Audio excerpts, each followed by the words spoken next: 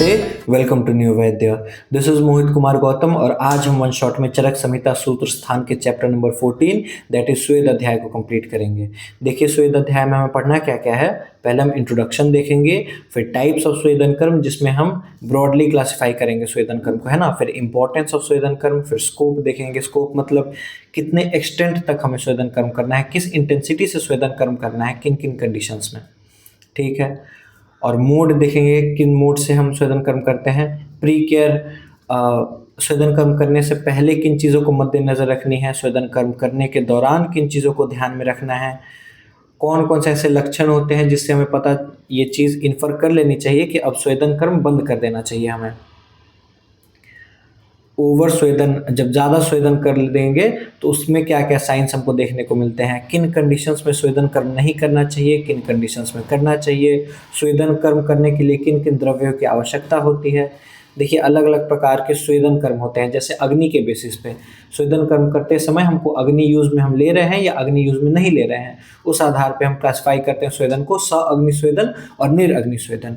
तो स अग्नि स्वेदन का एक टाइप होता है नाड़ी स्वेद। तो भाई नाड़ी स्वेद में डिकॉक्शन चाहिए होता है। अब वो डिकॉक्शन किन द्रव्यों से मिलाकर बनाते हैं उसके बारे में इस टॉपिक के अंदर पढ़ेंगे। फिर एक और टाइप ऑफ स्वेद होता है जो होता है अवगाह स्वेद। तो अवगाह स्वेद में किन किन चीज़ों की आवश्यकता पड़ती है, उपन्यास स्वेद में किन किन चीज़ों की आवश्यकता पड़ती है। फिर 13 टाइप ऑफ स्वेदन कर्म के बारे में पढ़ेंगे। फिर 10 टाइप्स ऑफ स्वेदन कर्म के बारे में पढ़ेंगे जिनमें फायर यूज में हम नहीं लेते हैं। उसके बाद हम कैटेगराइज करेंगे स्वेदन कर्म को। उसके बाद रेजिमेंट फॉर स्वेद, रेजिमेंट फॉर स्वेद मतलब क्या क्या रूल्स हमें फॉलो करना चाहिए स्वेदन कर्म करने के दौरान, ठीक है। तो हमारा पहला टॉपिक क्या है, इंट्रोडक्शन। स्वेदन is equal to therapeutic sweating. देखिए जैसे लाइट वगैरह कट गया और पंखा नहीं चल रहा है, तो इस कंडीशन में हमें स्वेटिंग हो रही है, तो उसको हम नहीं कह सकते कि हम स्वेदन कर्म के थ्रू गुजर रहे हैं ना। स्वेदन कर्म कब कहेंगे, जब पर्पसफुली हम स्वेटिंग करा रहे हैं, थेराप्यूटिक पर्पस से स्वेदन करा रहे हैं, तब हम कहेंगे स्वेटिंग करा रहे हैं, तब हम कहेंगे कि स्वेदन कर्म किया जा रहा है। और स्नेहन और स्वेदन के बारे में एक और चीज़ आपने सुनी होगी कि ये पूर्व कर्म होते हैं पंचकर्म के। पंचकर्म से पहले स्नेहन और स्वेदन करते हैं, उसमें भी स्नेहन सबसे पहले करते हैं, उसके बाद स्वेदन करते हैं। यूजुअली परफॉर्म्ड आफ्टर स्नेहन एंड बिफोर पंचकर्म। और क्या होता है, देखिए वात और कफ जन्य तो ऐसे बहुत सारी व्याधियां होती हैं, लेकिन उसमें भी कुछ व्याधियां होती हैं जो कि स्वेदन कर्म से मैनेज की जा सकती हैं। तो उन व्याधियों के उन कंडीशंस में स्वेदन कर्म लाभकारी होता है। और कहाँ हमें कॉन्ट्राइंडिकेट करना चाहिए, तो पित्त डिसऑर्डर्स के कंडीशन में हमें स्वेदन कर्म नहीं करना चाहिए। इट रिमूव्स एक्सेस वात एंड कफ, है ना। तो वात और कफ जन्य व्याधि में हम इसको इंडिकेट कर सकते हैं, बशर्ते वो व्याधियां जिनको मैनेज किया जा सकता है स्वेदन कर्म से। सारी वात और कफ जन्य व्याधियां स्वेदन कर्म से ठीक नहीं हो सकती। इंटेंसिटी की बात कर लेते हैं स्वेदन की, कि स्वेदन की इंटेंसिटी किन फैक्टर्स पे डिपेंड करती है। पेशेंट का स्ट्रेंथ कितना है, दोषों की सिवियरिटी कितनी है, एज में हम पेशेंट की एज की भी बात कर सकते हैं और क्रॉनिसिटी की भी बात कर सकते हैं कि जो कंडीशन है वो कितना क्रॉनिक है ना। साइट, शरीर के किस साइट में हमें स्वेदन कर्म करना है उस पर भी हम इंटेंसिटी डिपेंड करता है, क्योंकि शरीर के हर साइड पे हम उतनी ही इंटेंसिटी से स्वेदन नहीं कर सकते हैं। अब कौन से साइड पे कितनी इंटेंसिटी से करना है वो हम आगे देखेंगे चैप्टर में। सीजन कौन सा है एक्सेट्रा, इन चीज़ों पे स्वेदन की इंटेंसिटी डिपेंड करती है। टाइप्स ऑफ स्वेदन को हम ब्रॉडली क्लासिफाई करते हैं, स अग्नि स्वेद, निरअग्नि स्वेद। आप समझ पा रहे होंगे अग्नि के बेसिस पे किया कि अग्नि को हम यूज में लेकर स्वेदन कर रहे हैं या अग्नि के बिना यूज के स्वेदन कर रहे हैं। स अग्नि स्वेद में 13 टाइप्स ऑफ होते हैं स्वेद, और निरअग्नि स्वेद में 10 प्रकार की स्वेदन कर्म को हम आगे देखेंगे। इंपॉर्टेंस ऑफ स्वेदन क्या है, यहाँ पे एक सिमिली दिया गया है। शुष्कान्य अपि हि काष्ठानि स्नेह स्वेदोपपादने नमयन्ति यथा न्यायम किम पुनर्जीवतो नरान।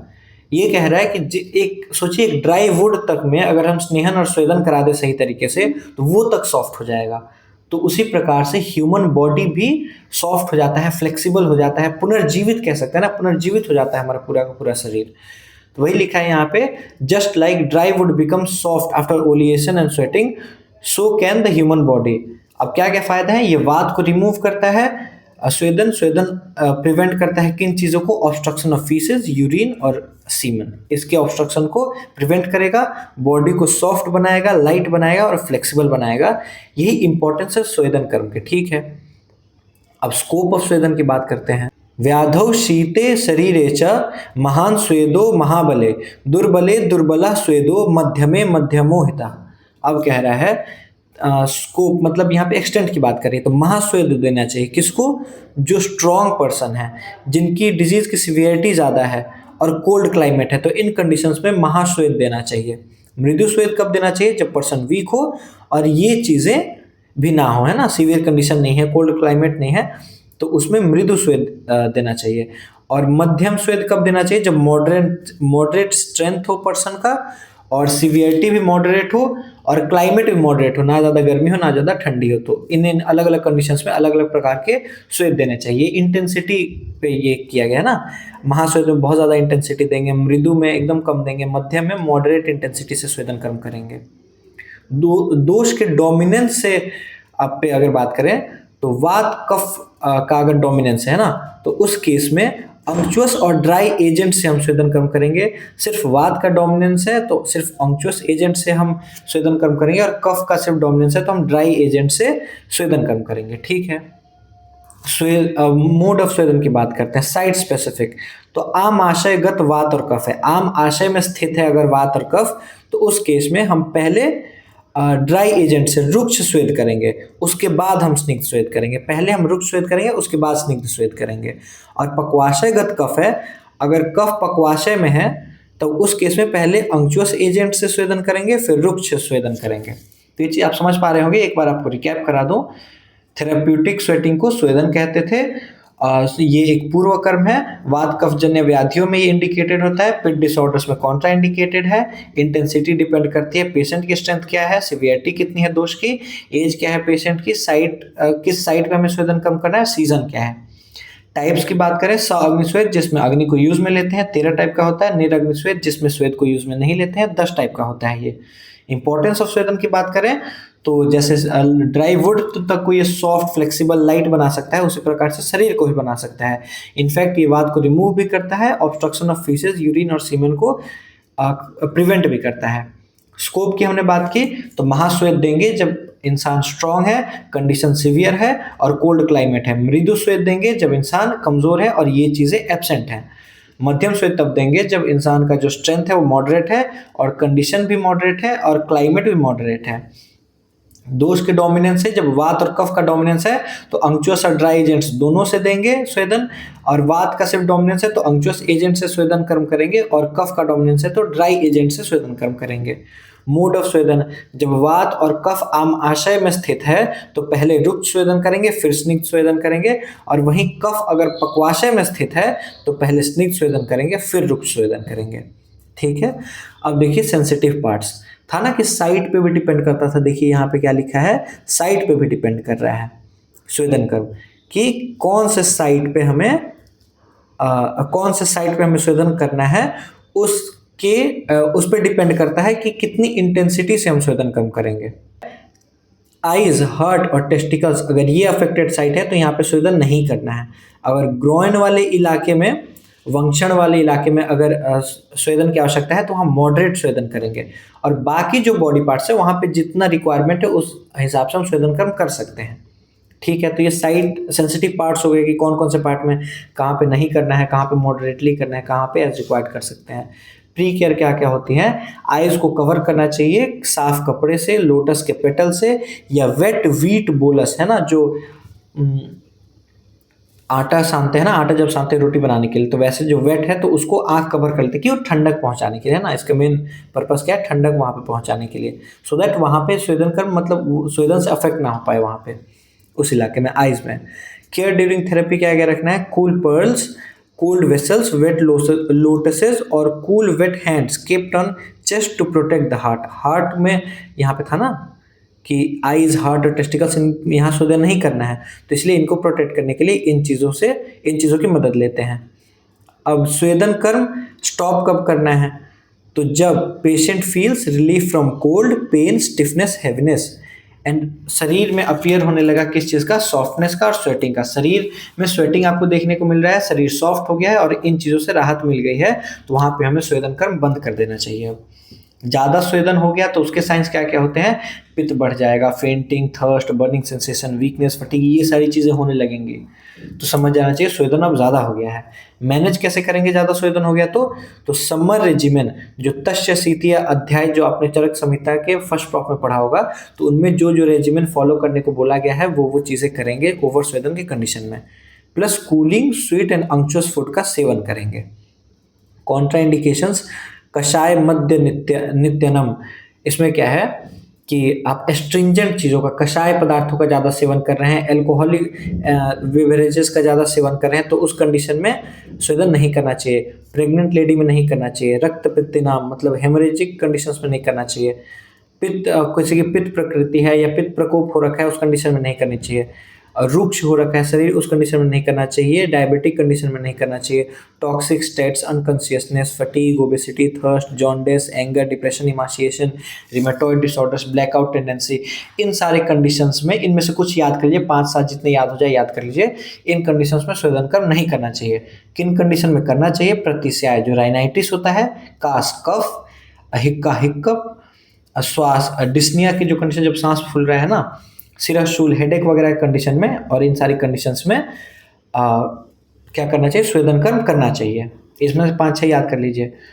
और ये जो है ना, ये जो ऐसे लिखा है, मैंने संस्कृत में लिखा है प्रतिस्याय कास, इसमें लिखा था रक्त पित्तनाम, इन सबको आप याद कर लीजिए। बाकी जो है उसमें याद हो जाए, अदरवाइज ये तो आप याद करना ही करना है आपको।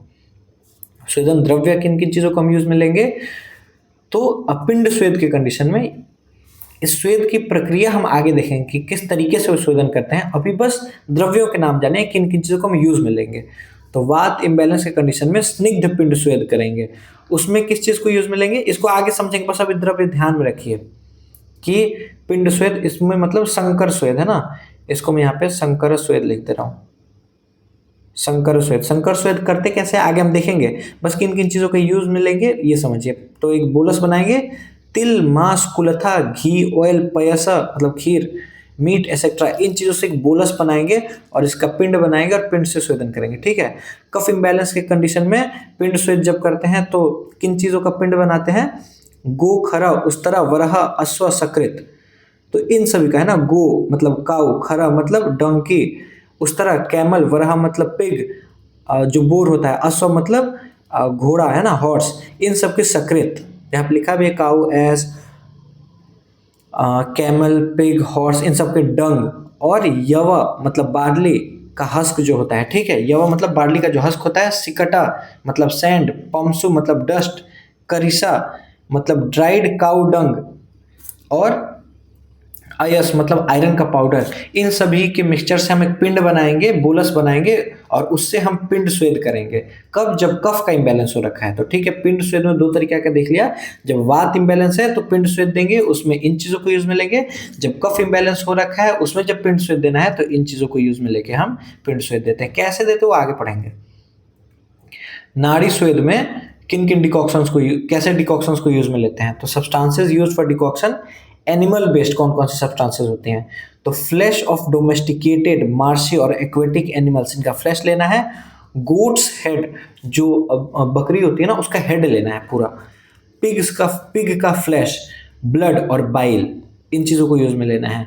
मिल्क, अंक्चुअस सब्सटेंसेस लाइक तिल और सीरियल्स, इसको यूज में लेंगे। एनिमल बेस्ड इन सारी चीज़ों को यूज में लेंगे। इसका डिकॉक्शन बनाएंगे, एक घड़े में रखते हैं, उसमें मतलब उबालते हैं उसको, है ना, तो डिकॉक्शन बनता है। उसका जो स्वेद होता है उसको एक ट्यूब के थ्रू पास करते हैं। तो अभी आप इतना मत समझिए, अभी ध्यान में रखिए किन किन चीज़ों का हम डिकॉक्शन बनाएंगे। इन चीज़ों को डिकॉक्शन बनाएंगे। यूजफुल कहाँ होता है? वात डिसऑर्डर्स में। और प्लांट बेस्ड लीव्स को भी हम डिकॉक्शन बना के हम नाड़ी स्वेद करा सकते हैं। उनमें किन किन चीज़ों को यूज में लेते हैं? वरुणा, अमृतका, एरंड, सिग्रू, मूलक, सरसप, वसा, वंसा, करंजा, अर्क, अश्मंतक, शुभांजन, शैर्य, मालती, सूरसा, अर्जका, है ना। इन चीज़ों से हम डिकॉक्शन प्रिपेयर करेंगे और उससे स्वेदन कर्म करेंगे। कब? जब कफ डिसऑर्डर्स हो रखी हैं तो। और तीसरा टाइप का क्या है? भूतिका, सूरा, दधि, मस्तु, और 8 types of urine, 60 substances and 4 types of Sneha. इसको हम कब यूज में लेंगे? वात कफ डिसऑर्डर्स में। तो हमने क्या देखा कि स्वेदन कर्म नाड़ी स्वेद करने के लिए हमको डिकॉक्शन चाहिए होता है। डिकॉक्शन हम 3 प्रकार की चीज़ों से बना सकते हैं, एक एनिमल बेस्ड चीज़ों से, और उसको हम कब यूज़ में लेंगे, जब वात डिसऑर्डर्स के कंडीशन में हम नाड़ी स्वेद कर रहे हैं। जब कफ डिसऑर्डर्स के कंडीशन में नाड़ी स्वेद कर रहे हैं तो प्लांट बेस्ड लीव्स का डिकॉक्शन बनाएंगे, और जब वात कफ डिसऑर्डर्स में जब हम यूज़ में ले रहे हैं, डिकॉक्शन बना रहे हैं, तो उसमें इन चीज़ों को यूज़ में लेंगे। ठीक है, कैसे करेंगे आगे देखेंगे। Physician should choose herbs according to season, और ज्योग्राफी के हिसाब से भी थोड़ा बहुत एडजस्ट कर सकता है। अवगाह स्वेद में किन चीज़ों की यूज में लेते हैं, सेम 3 टाइप्स ऑफ डिकॉक्शन, जो ऊपर 3 प्रकार का एनिमल बेस्ड, प्लांट बेस्ड और उसके बाद जो भूतिका वाला था, उन 3 प्रकार के डिकॉक्शन को बना के यूज कर सकता है। इसको हम वाटर टब में डालते हैं और उसमें इंसान को लेटा देंगे। ठीक है, अदर ऑप्शंस घी, मिल्क, सीसम ऑयल, इनको भी हम यूज में ले सकते हैं अवगाह स्वेद के लिए, लेकिन मेनली जो ऊपर दिए गए डिकॉक्शंस हैं उनके डिकॉक्शन एक वाटर के टब में भरेंगे और उसमें पेशेंट को लिटा देंगे और उस प्रकार से स्वेदन कर्म करेंगे उसका। उपनाह स्वेद, उपनाह स्वेद में क्या करेंगे, paste prepared with wheat powder, यवा चूर्ण या अम्ल द्रव्य और स्नेह द्रव्य, किन्वा और लवण, इन चीज़ों को मिला के हम पेस्ट बनाएंगे और उससे हम उपनाह स्वेद करेंगे। क्यों, जब हमको वात डिसऑर्डर्स को मैनेज करना है उस कंडीशन में। ठीक है, may also be prepared with, अब पेस्ट को और भी प्रिपेयर किया जा सकता है, किस प्रकार से, एरोमेटिक ड्रग्स लाइक चंदन, अगुरु एक्सेट्रा को लेके, सुरा, किन्वा, किन्वा मतलब यीस्ट है ना, जीवंती, शतपुष्प, उमा, कुष्ठ, इन चीज़ों से भी हम पेस्ट बना के उपनाह स्वेद कर सकते हैं, लेकिन किस कंडीशन में, कफ डिसऑर्डर के कंडीशन में। इन चीज़ों से किस कंडीशन में मैंने पेस्ट बना रहे थे, वात डिसऑर्डर्स में। इन चीज़ों का पेस्ट किस कंडीशन में यूज़ करेंगे, कफ डिसऑर्डर्स के कंडीशन में। और बाय सीड्स ऑफ उमा, कुष्ठ एंड टेल, इसको यूज़ करेंगे, इसका पेस्ट बनाएंगे और उपनाह स्वेद में यूज़ करेंगे कब, जब वात कफ डिसऑर्डर है तो। ठीक है, ये चीज़ हो गई। अब करते कैसे हैं, तो नॉन प्यूट्रीफाइड अपूति भी, अपूति भी मतलब अपूति, पूति मतलब सड़ा हुआ है ना, तो अपूति भी मतलब नॉन प्यूट्रीफाइड, हेयरी लेदर, सलोम चर्म, लोम युक्त चर्म मतलब जिसमें छोटे छोटे हेयर्स भी हैं, hairy leather of hot potency उष्णवीर्य एनिमल्स यूज्ड एज बैंडेज। देखिए, तो पहले क्या करेंगे, ऊपर हमने क्या देखे, 3 प्रकार से पेस्ट बना रहे हैं ना अलग अलग कंडीशंस में, तो इस पेस्ट को हमने अप्लाई कर दिया, उसके ऊपर बैंडेज के तौर पर लपेट देंगे। किस चीज़ को, एक ऐसे लेदर को जो जिसपे छोटे छोटे हेयर्स हैं, जो लेदर सड़ा हुआ नहीं है और जो लेदर उष्णवीर्य एनिमल्स का है। ठीक है, और मतलब जो लेदर उष्णवीर्य, ठीक है। इफ अनअवेलेबल, अगर ये चीज़ अवेलेबल नहीं है तो कौशेय या फिर अभिशातका का ब्लैंकेट से भी हम बैंडेज के रूप में यूज कर सकते हैं। कौशेय मतलब सिल्क, अभिशातका मतलब वुलन ब्लैंकेट, इन चीज़ से भी हम बैंडेज के तौर पे यूज कर सकते हैं इन चीज़ों का भी। ड्यूरेशन कब तक रखेंगे बैंडेज को, नाइट में जब बैंडेज लगाया है तो सुबह निकाल देंगे, सवेरे बैंडेज लगाया है तो रात में निकाल देंगे।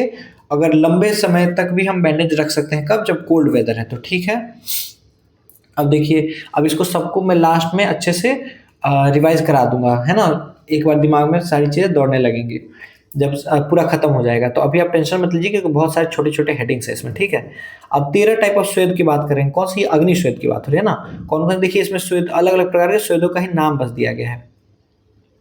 तो पहला टाइप ऑफ स्वेद क्या है, संकर स्वेद। संकर स्वेद कैसे करते हैं, बोलस ऑफ ड्रग्स, याद करिए हमने अब थोड़ी देर पहले पिंड स्वेद के बारे में पढ़ा था जिसमें हम पिंड बना रहे थे, है ना, और उससे स्वेदन कम कर रहे थे। तो bolus of drugs used with और विदाउट क्लोथ रैपिंग। तो पहले बोलस, तो संकर स्वेद में, पोटली स्वेद में ऊपर जाके देख लीजिएगा कौन कौन से ड्रग को हमने यूज में लिया था। तो उन ड्रग से हमने एक बोलस बनाया, पेस्ट बनाकर उसको बोलस बनाया, और बोलस से डायरेक्ट हम स्वेदन कम कर सकते हैं, या फिर बोलस के ऊपर कपड़ा लपेट के कपड़े में पोटली उसका बना लिया, फिर उससे हम स्वेदन कम कर सकते हैं। ठीक है, तो संकर स्वेद में इस तरीके से हम पोटली से स्वेदन कम करते हैं। अब प्रस्तर स्वेद कैसे करते हैं, इसमें हम क्या कर रहे हैं, पडिंग बना रहे हैं, किन चीज़ों को मिलाकर, सीरियल्स, पल्सेस, वेसावर, क्रिशर, है ना, इन सब एक्सेट्रा, इन चीज़ों से मिलाकर हमने एक पडिंग बना ली, और उसको जहाँ पे पेशेंट को हमको लेटाना है वहाँ पे हमने इस पडिंग का जो भी है लेप पूरा लगा दिया, उस बेस पे जहाँ पे पेशेंट को लेटाने वाले हैं वहाँ पे इसका लेप लगा दिया, और उसके ऊपर सिल्क, वुल या लीव से, लीव्स किस चीज़ का, पंचांगुल, उरुबुका या अर्क, इन चीज़ों से कवर कर दिया। तो एक बेस है जहाँ पे हमने इस पडिंग का लेप लगा दिया, उसके ऊपर सिल्क, वुल, लीव्स वगैरह से कवर कर दिया, और वहाँ पे हम पेशेंट का स्नेहन कर्म करा के वहाँ पे पेशेंट को लिटा देंगे। स्नेहन कर्म देखा था ना, पहले स्नेहन कराते हैं तब स्वेदन कराते हैं, तो फिर हम पेशेंट को वहाँ पे लिटा देंगे। तो ये टाइप ऑफ स्वेद को हम प्रस्तर स्वेद कहते हैं। ठीक है, नाड़ी स्वेद कैसे करते हैं, steam from decoction by curved pipe of bamboo करंच और अर्क leaves pipe curve to reduce intensity patient sweats comfortably. क्या है, तो एक घड़ा टाइप का है, उसमें क्या क्या घड़ा या अभी के टाइम पे कुकर वगैरह टाइप होता है, उसमें हमने ऊपर देखा था ना अलग अलग चीज़ों का, जैसे एनिमल बेस्ड यहाँ पे देखा था ना हमने किस प्रकार से डिकॉक्शन हम प्रिपेयर कर रहे हैं, एनिमल बेस्ड चीज़ों से, प्लांट बेस्ड चीज़ों से, या इन चीज़ों से कैसे हम डिकॉक्शन बना रहे हैं। तो वही कुकर टाइप में या घड़ा है, तो उनमें क्या करेंगे हम कि इन चीज़ों को डाल देंगे, उसमें वाटर डाल देंगे और उसको बॉईल कर देंगे, और वहाँ से जैसे घड़ा है तो घड़े को कवर कर देंगे और वहाँ पे एक ट्यूब अटैच कर देंगे। अब वो ट्यूब क्या होगा, कर्व टाइप का रहेगा, सो दैट स्वेट डायरेक्ट ना आए। इंटेंसिटी उसकी कम करने के लिए उसको हमने ट्यूब अटैच कर दिया, कर्व ट्यूब अटैच कर दिया। अब क्या करेगा, जब वो बॉयल होगा तो उसका जो स्वेद है ट्यूब के थ्रू पास करेगा, और ट्यूब को जो भी साइट है जहाँ पे हमें स्वेदन कम करना है वहाँ पे डायरेक्ट कर देंगे उस ट्यूब को। अब एक टाइम पे क्या होता है, जैसे मैं एक बार कराने गया था तो उसमें कुकर था, कुकर का जो सीटी वाला पोर्शन होता है ना उसको निकाल दिया था उन्होंने, और वहाँ पे जो बचता है जहाँ से वो जो वेपर है वो बाहर निकलता है, वहाँ पे एक ट्यूब लगा दिया था, कर्व ट्यूब लगा दिया था। वो ट्यूब शायद जो गैस सिलेंडर से हम स्टोव को जोड़ते हैं ना, वो जो ट्यूब होता है उसी ट्यूब को उस पर लगा दिया था, और फिर उसमें कुछ बॉयल हो रहा था और उसी से स्वेदन कर्म उन्होंने किया था मेरा। तो स्वेदन कर्म आप समझ सकते हैं, ट्यूबुलर जिसमें ट्यूब को यूज में लेके पर्टिकुलर साइड पे हम स्वेदन करते हैं उसको नाड़ी स्वेद कहते हैं, ठीक है। और ये जो कर्व पाइप है उस जमाने में बैम्बू करंच अर्क लिप्स वगैरह से बनाए जाते थे। कर्व क्यों है, so as to reduce the intensity of स्वेद, ठीक है। अब देखिए परिषेक स्वेद, परिषेक स्वेद में क्या करते हैं, warm decoction poured continuously like धारा थ्रू परफोरेटेड अर्दनवेयर, अर्दनवेयर घड़ा है या कोई भी टब टाइप का छोटा सा है ना कंटेनर, उसमें नीचे ढेर सारा छेद कर देंगे और उसमें वार्म डिकॉक्शन को ऐसे ऐसे पोर करेंगे और वो आपके ऊपर गिर रहा है, ठीक है। तो इस प्रकार से परिषेक स्वेद करते हैं। जैसे झरना होता है ना उस प्रकार से वो कटोरा हो गया अगर उसमें ढेर सारे छेद है तो, और उसमें हम डिकॉक्शन को डाल रहे हैं वो, और वार्म होना चाहिए ना, क्योंकि डायरेक्ट गिर रहा है आपके ऊपर, तो एकदम गर्म करके वो नहीं करा सकते उसको, ल्यू वार्म होना चाहिए। और फिर आपके शरीर के applied over oiled body parts, तो जहाँ आपने स्वेदन कर रखा है उस इलाके में फिर आपने स्वेदन करा दिया इस माध्यम से, परिषेक स्वेद हो गया। अवगाह स्वेद कैसे कराते हैं, immersion in tub filled with वातहर medicated decoctions milk ghee oil meat juice और हॉट वाटर। तो अवगाह स्वेद के लिए मटेरियल्स हमने ऊपर पढ़ रखा था, तो उन मटेरियल से हम डिकॉक्शन बना के क्या करेंगे, टब में डाल देंगे और उसमें पेशेंट को लेटा देंगे। तो इस प्रकार से अवगाह स्वेद देते हैं। जंतक स्वेद कैसे देते हैं, देखिए जंतक स्वेद क्या होता है, इसमें पहले जंतक एक समझिए पहले आप कि जंतक गृह क्या होता है, क्योंकि जंतक गृह में ही जंतक स्वेद देते हैं। कैसे, लोकेशन क्या होना चाहिए, जंतक गृह, गृह मतलब घर होता है, अब जंतक का मतलब समझिए, लोकेशन क्या होना चाहिए जंतक गृह का, fertile land with blackish golden coloured soil and situated on eastern और northern side of the village. जंतक गृह में ही जंतक स्वेद दिया जाता है, ये एक हाउस है ना, गृह मतलब घर होता है ना, तो जंतक गृह में ही जंतक स्वेद दिया जा सकता है। जंतक गृह का लोकेशन ये रहा, और जंतक गृह का स्ट्रक्चर कैसा होता है, तो जंतक गृह क्या है, एक सर्कुलर कॉटेज है जिसके वॉल सर्कुलर है ना, तो गोल कॉटेज है, इसकी जो हाइट है 16 आर्म्स, जो हाथ होता है ना तो 16 हाथ हाइट होगी और 16 आर्म्स ही उसका सरकमफ्रेंस भी होगा, ठीक है। और जंतक गृह का जो वॉल्स है उसमें ढेर सारे विंडोज होंगे। जंतक गृह के वॉल के आउटर साइड से एक 2.5 फीट वाइड हम प्लेटफॉर्म बनाएंगे, और जंतक गृह का जो सर्कुलर वॉल है उसके अंदर साइड से भी हम 2.5 फीट वाइड एक प्लेटफॉर्म बनाएंगे। लेकिन प्लेटफॉर्म एक जगह पे नहीं बनाएंगे, एक खास जगह पे जहाँ से इंसान आ जा सके। चारों तरफ से प्लेटफॉर्म से घेर देंगे वॉल के बाहर और अंदर, तो इंसान आएगा जाएगा कैसे ना। तो वॉल के बाहर से और अंदर से 2.5 फीट वाइड हमने प्लेटफॉर्म बनाया, लेकिन एक जगह ऐसा भी छोड़ा जहाँ से इंसान आ जा सके। और ढेर सारी खिड़कियाँ होती है मैंने बता दिया, और मड से पूरा जो वॉल है उसको मड से पूरा कवर कर देते, स्मियर्ड बाई मड, है ना। और क्या होता है कि ये जो जंतक गृह है उसके 7 to 8 आर्म्स अवे एक पॉन्ड होना चाहिए, ठीक है। अब जंतक गृह के अंदर सेंटर में क्या करेंगे, एक हम पिलर बनाएंगे। पिलर कैसा होगा, हॉलो होगा, और उस पिलर में ढेर सारे छेद होंगे। उसमें हम क्या करेंगे, खदीरा और अश्वकर्ण का लकड़ी डाल देंगे। उस पिलर में खदीर और अश्वकर्ण की लकड़ी डाल दिए और उसको लेड से बंद कर दिया। तो हमारा जंतक गृह क्या है, गोल कॉटेज है, चारों तरफ प्लेटफॉर्म है, और बीच में क्या है, एक पिलर है हॉलो, और जिसमें ढेर सारा छेद है, उसमें खदीर या अश्वकर्ण की लकड़ी डाल दिया और उसको आग लगा दिया। आग लगाएंगे तो पहले क्या होगा, ढेर सारा धुआं होगा, तो जो पूरा कॉटेज है उसमें पूरा धुआं हो जाएगा। लेकिन तब तक उसको जलने देंगे जब तक पूरा धुआं खत्म नहीं हो गया, अब बस कोयला टाइप बच गया और बस गर्मी निकल रही है उससे, है ना, उस पिलर से पूरा जंतक गर्म हो चुका है, लेकिन उसमें स्मोक बिल्कुल भी नहीं है। अब क्या करेंगे, अब पेशेंट जो हमारा है, जिसकी हमने ऑलरेडी स्नेहन कर रखा है, उसको जनतक गृह में प्रवेश कराएंगे और जनतक गृह को बंद कर देंगे और बोलेंगे भाई साहब आपको जनतक गृह में आप जा रहे हैं और जब तक आपको फेंटनेस फील ना हो, मतलब आपको चक्कर चक्कर भी थोड़ा आ रहा है, फिर भी आपको जनतक गृह में ही रहना है। ये नहीं कि आपको चक्कर चक्कर थोड़ा आने लगा तो जनता गृह छोड़ के भाग गए, चक्कर वगैरह आ रहा है, फेंटनेस वगैरह थोड़ा डिजीनेस आ रहा है, फिर भी आपको जनता गृह में ही रहना है। तो ये हो गया प्रोसीजर भी। Exit only after proper signs of sudation. तो जो प्रॉपर साइंस स्नेहन स्वेदन कर्म के जो प्रॉपर साइंस होती है, जब पता चलता है कि नहीं, lightness of body, relief of pain, stiffness, numbness, heaviness, जो ऊपर हमने पढ़ा था, तो ये सब जब साइंस, तभी हम बोलेंगे कि आपको बाहर निकलना है, ठीक है। उससे पहले हम पेशेंट को बाहर नहीं निकलने देंगे। तो इसमें मैंने पूरा लिखा है, आप रिवाइंड करके इसको बार बार देख लीजिए, है ना, मैंने क्या लिखा है क्या नहीं। बेसिक मैंने आपको बता दिया जनतक गृह कहाँ होना चाहिए, किस तरीके से उसका कंस्ट्रक्शन होता है और पेशेंट को उसमें कैसे जनतक स्वेद कैसे कराते हैं, ठीक है। पोस्ट प्रोसीजर केयर क्या होता है इसमें, कोल्ड वाटर इमीडिएटली ना उसको नहलाएंगे और ना ही उसको पीने को देंगे, और wait for 45 minutes, then take hot water bath and light diet. तो ये जनतक स्वेद के बारे में हो गया।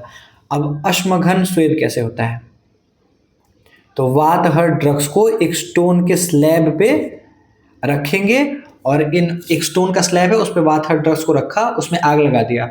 अब क्या होगा, वातहर जितने भी ड्रग्स वो ऐश बन गए, है ना, राख बन गया। अब उसको हटा देंगे, अब स्टोन का जो स्लैब है वो गर्म हो चुका है क्योंकि उसी पे हमने जलाया है वाथर ड्रग्स को। अब उसमें क्या करेंगे, थोड़ा हॉट वाटर स्प्रिंकल करेंगे और उसको कपड़े से उस स्लैब को ढक देंगे और उसी पे जिस पेशेंट में स्नेहन कर्म करा जा चुका है उसको सुला देंगे। स्लैब लिया, वाथर ड्रग्स रखा, उसको आग लगा दिया, आग लगाने के बाद गर्म हो गया स्लैब और उसके जो राख है उसको हटाया फटाफट, उस पर हॉट वाटर स्प्रिंकल किया, उसको क्लोथ से ढक दिया, उस पर पेशेंट को लिटा दिया। ये अश्मघ्न स्वेद है। करशु स्वेद क्या होता है, a fire lit in flask shape trench. मान लीजिए ये आपका ज़मीन है, इसमें हमने गड्ढा खोदा, किस टाइप से गड्ढा खोदा, फ्लास्क शेप में, कि नीचे का जो सरफेस है वो वाइड है और इधर नैरो है ना। अब इसमें हम क्या करेंगे कि जो भी लकड़ियाँ, जो भी ड्रग्स वगैरह हम जिन भी ड्रग्स हमको ये स्वेदन करना है वो ड्रग्स इसमें डाला, उसको आग लगाया और तब तक जलने दिया जब तक उसमें का स्मोक सारा खत्म नहीं हो जाता। और जब सिर्फ कोयला वाला भाग बच गया कि अब बस गर्मी निकल रही है उधर से, तो यहाँ पे एक बेड टाइप का ना, बेड मतलब खाट टाइप का रखेंगे, है ना, बेड टाइप का इस पर रख दिया और इस पर क्या बोलेंगे कि पेशेंट को बोलेंगे कि भाई तुम अब इस पर सो जाओ और इस पर तुम्हारा स्वेदन होगा क्योंकि नीचे से पूरा गर्मी जा रहा है ऊपर, है ना, खाट की तरफ। तो ये जो स्नेह कर्म जिसका हो चुका है उस पेशेंट को इसको खाट पे लिटा देंगे। तो ऐसे करते हैं करशु स्वेद। कुटी स्वेद, तो कुटिया में करते हैं कुटी स्वेद। कैसा कुटिया होना चाहिए, थिक वॉल्ड होना चाहिए, विंडोलेस। देखिए जनतक स्वेद में जो कॉटेज था उसमें ढेर सारे विंडो थे, लेकिन इसमें विंडोलेस होता है। हट प्लास्टर्ड विथ ड्रग्स लाइक कुछ था, तो उसमें क्या था, जनतक स्वेद का जो कॉटेज था उस पर चारों तरफ मड हम स्मीयर कर रहे थे, लेकिन इस पे किस चीज़ को लगाएंगे, कुष्ठ लाइक ड्रग से पूरे हट को प्लास्टर करेंगे, ठीक है। Patient lies on central bed. अब उस कुटिया में बीच में एक बेड होगा जिसमें पेशेंट को बोलेंगे, जिसका स्नेहन हो चुका है उसको बोलेंगे अब इस पे लाई डाउन कर जाओ, और surrounded by furnaces filled with ignited firewood of खदीरा एक्सेट्रा। और साइड में ढेर सारी भट्टियाँ होंगी जिसमें खदीरा टाइप लकड़ियाँ, खदीरा टाइप ड्रग्स की लकड़ियाँ रहेंगी और उसमें आग जल रहा होगा। और फिर से यहाँ पे ये ध्यान रखना है कि जब स्मोक खत्म हो जाए तभी पेशेंट को अंदर बुलाना है, ठीक है। एक कुटी स्वेद हो गया। भूस्वेद कैसे होता है, सिमिलर टू अश्मघ्न बट ऑन द ग्राउंड। अश्मघ्न में क्या, स्टोन स्लैब पे वाथर चीज़ों को जला रहे थे, हटा रहे थे, वाटर स्प्रिंकलर करके सुला रहे थे। और इसमें क्या करेंगे, भूस्वेद में यही चीज़ करेंगे, स्टोन स्लैब पे ना करके ज़मीन पे करेंगे, ठीक है। Done in level wind free side, जहाँ पे लेवल मतलब जमीन पे करेंगे, विंड फ्री लेवल मतलब ऊपर नीचे ना हो ना, एकदम बराबर जहाँ जमीन है वहाँ पे करेंगे, और जहाँ आंधी वगैरह नहीं बह रहा ना, ज़्यादा हवा वगैरह नहीं चल रहा वहाँ पे करेंगे। कुंभी श्वेत कैसे कहते हैं, पिक्चर मतलब घड़ा टाइप से ना। तो earthenware with decoction buried half of it in the ground. देखिए एक अर्दनवेयर लिया हमने, उसमें जो भी कुंभी श्वेत जिस भी ड्रग से कर रहे हैं उन ड्रग्स को हमने डिकॉक्शन बनाया उस घड़े में। अब उस घड़े को क्या करेंगे, जमीन में बड़ी करेंगे, आधा घड़ा जमीन में रहेगा और आधा ऊपर रहने देंगे घड़े को, ठीक है। अब इस घड़े के ऊपर क्या करेंगे, एक बेड लगा देंगे, जैसे कि ये जमीन है, जमीन में ये आपका घड़ा है, आधा घड़ा जमीन में है, आधा घड़ा ऊपर है। अब यहाँ पे हमने एक बेड लगा दिया, यहाँ पे हमने एक बेड लगा दिया और बेड में हमने पेशेंट को सुला दिया। ठीक है, अब क्या करेंगे, गरम आयरन बॉल या फिर स्टोन्स जिसको एकदम गर्म हमने कर रखा है, उसको क्या करेंगे, एक एक करके इसमें हमने स्टोन डाला या फिर गरम हॉट वो डाला, बॉल डाला, हॉट आयरन बॉल डाला। तो अब क्या होगा, इसमें फटाक से वेपराइज होगा और उस गर्मी से ऊपर इसको स्वेदन मिलेगी, है ना। तो इस तरीके को कुंभी स्वेद कहते हैं। कूप स्वेद कैसे करते हैं, देखिए इसमें बेसिकली क्या करते हैं कि जमीन है, जमीन में हमने गड्ढा खोदा और उस गड्ढे के ऊपर एक बेड लगाया बड़ा सा, बड़े से बेड पे पेशेंट को लिटा दिया जिसका ऑलरेडी स्नेहन हो चुका है, और उस गड्ढे में जो भी ड्रग्स हैं उनको हमने जलाया, और फिर वो जब स्मोकलेस हो गया तो बस जब हीट निकल रहा है वहाँ से, तो उस हीट की वजह से पेशेंट का हमारा स्वेदन हो जाएगा। ठीक है, अब इसमें हम देखेंगे कि गड्ढा कैसा, जैसे एकदम ऊपर हमने देखा था कैसा फ्लास्क शेप का गड्ढा लिया था, उसके नीचे हम देखा था ये घड़े को जमीन में बरी करके उसमें हॉट आयरन बॉल डाल के उससे जो निकल रहा था, तो बेड पे हमारा पेशेंट का स्वेदन हो रहा था। और इसमें क्या होगा, इसमें जो गड्ढा खोदेंगे वो स्क्वायर शेप का गड्ढा खोदेंगे। ठीक है, अब स्क्वायर की साइड्स का साइज क्या होगा, तो स्क्वायर की साइड की साइज होगी विड्थ ऑफ बेड के बराबर। ठीक है, और इस गड्ढे का डेप्थ कितना होगा, तो विड्थ ऑफ बेड जो है उसके डबल साइज का इसका विड्थ होना चाहिए। ठीक है, इसको रिवाइंड करके सुन लीजिए क्या क्या डायमेंशंस बोले मैंने। फिल्ड विथ ड्राइड, है ना, filled with dried ignited dung of elephant, horse, cow, donkey, camel, इन चीज़ों का डंग हम डाल के, सूखा हुआ डंग डाल के उसको जला देंगे। उसके बाद जब उसमें से सारा धुआं निकल जाएगा तो जब गर्मी बस बचेगी तो उस गर्मी से पेशेंट को हमारा स्वेदन कर्म पेशेंट का हो जाएगा ना। Bed placed above patient lies after oiling. ठीक है, वही है। होलाक स्वेद क्या है, heap of dry dung ignited in a rectangular pit with less depth becomes smokeless, bed placed above patient lies for sweating। वही चीज़ है, इसमें क्या है कि इसका जो गड्ढा है वो रेक्टेंगल शेप का है और इसमें ड्राई डंग का हीप उसमें बना देंगे, ढेर सारा ड्राई डंग डाल देंगे, उसको जला देंगे, और जब वो स्मोकलेस हो जाएगा, बस जब उसमें से हीट निकल रहा है उसके ऊपर एक बेड डालेंगे और उस बेड पे पेशेंट को लिटा देंगे, है ना। तो अब इस गर्मी से क्या होगा, हमारे पेशेंट का स्वेदन कर्म होगा। इस टाइप ऑफ स्वेद को होलाक स्वेद बोलते हैं। तो अब देखिए, अब खत्म ही होने वाला है हमारा चैप्टर। तो हमने 13 टाइप्स ऑफ स्वेद देखे अभी तक जिसमें अग्नि को यूज में ले रहे थे। अब 10 टाइप ऑफ स्वेदन देखेंगे जिसमें अग्नि को यूज में नहीं लेते हैं। कौन कौन से 10 टाइप ऑफ है, व्यायाम करने से स्वेटिंग होता है ना, तो व्यायाम हो गया। उष्ण सदन मतलब, सदन मतलब घर होता है ना, तो गर्म घर में रहना, जो वार्म है रूम है ना, उसमें रहना। गुरु प्रावरण, हैवी क्लोथिंग करना, हंगर करना, फास्टिंग करना है ना, बहुपान, एक्सेसिव फ्लूइड पीना, स्पेशली अल्कोहल। भय, क्रोध, उपनाह मतलब पोटली, आहव मतलब रेसलिंग करना, है ना, आतप मतलब एक्सपोजर टू सन। तो इन सारी प्रक्रियाओं से भी, ये 10 प्रकार की ऐसी प्रक्रियाएं हैं जिसमें हम स्वेदन कराते हैं बिना फायर की यूज के। कैटेगराइजेशन ऑफ स्वेद, तो अलग अलग बेसिस पे स्वेदन को कैटेगराइज किया गया। पहला अग्नि के बेसिस पे, अग्नि या अन अग्नि, या फिर सअग्नि या निरग्नि, है ना। फिर एकांग या सर्वांग, तो शरीर के किसी एक हिस्से में स्वेदन कर रहे हैं या पूरे शरीर में कर रहे हैं, तो उस आधार पे एकांग या सर्वांग। स्निग्ध या रुक्ष, तो स्निग्ध द्रव्यों की मदद से कर रहे हैं या रुक्ष द्रव्यों की मदद से कर रहे हैं। अलग अलग प्रकार के स्वेदन हो गए, है ना, अलग अलग बेसिस पे। रेजिमेंट, जब स्वेदन कर्म कर रहे हैं तो उसमें क्या क्या रूल्स को फॉलो करना चाहिए। आफ्टर ओलिएशन स्वेदन, देखिए स्वेदन बहुत पहले भी मैंने चैप्टर के स्टार्टिंग में बता दिया था कि स्नेहन कर्म करने के बाद ही स्वेदन करेंगे, और जितने भी अलग अलग टाइप्स के स्वेदन बताए उसमें भी मैंने बार बार आपको कहा कि स्नेहन किया गया पेशेंट को यहाँ पे लेटाएंगे, स्नेहन किए गए पेशेंट को जनता गृह में भेजेंगे। तो बार बार मैंने बताया कि स्नेहन करने के बाद भी स्वेदन करना है, और स्वेदन कर्म करने के बाद होलसम डाइट देंगे पेशेंट को। और क्या होता है कि जिस दिन हमने स्वेदन कराया उस दिन कोई एक्सरसाइज नहीं कराएंगे पेशेंट को। ठीक है, तो यहाँ पे हमारा स्वेद अध्याय कंप्लीट हो गया। इसके बाद मैं उपकल्पनीय अध्याय को अपलोड करूँगा, है ना, तो जो कि अपलोड बहुत जल्दी कर दूंगा, ज़्यादा गैप नहीं लूँगा क्योंकि उसका ऑलरेडी मैंने रिकॉर्डिंग कर रखा है, बस उसमें कुछ एडिटिंग्स बाकी हैं। ठीक है, और तब तक के लिए आते रहिए, मेरा वॉच बढ़ाते रहिए। Anyways, signing out, keep smiling and keep learning.